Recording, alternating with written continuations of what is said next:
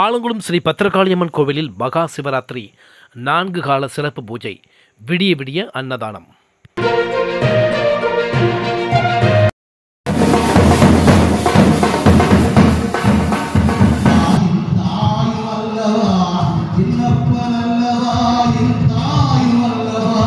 ஆலங்குளம் ஸ்ரீ பத்திரகாளியம்மன் கோவிலில் மகா சிவராத்திரி விழா கோலாகலமாக நடைபெற்றது. விடிய விடிய பக்தர்களுக்கு அன்னதானம் வழங்கப்பட்டது.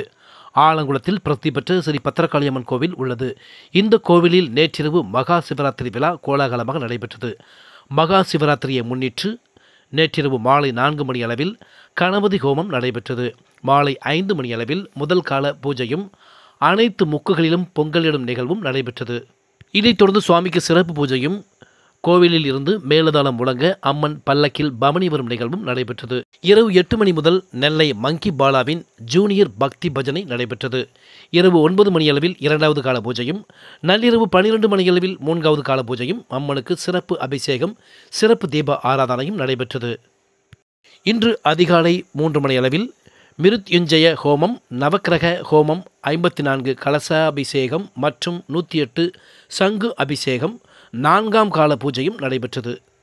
ஒவ்வொரு கால பூஜை நிறைவடைந்ததும் பக்தர்களுக்கு அன்னதானம் வழங்கப்பட்டது.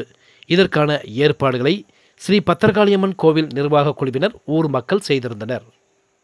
ஆலங்குளம் ஸ்ரீ பத்திரகாளியம்மன் கோவிலில் நடைபெற்ற மகா சிவராத்திரி விழாவின் கூடுதல் நிகழ்வுகளை தற்போது பார்க்கலாம்.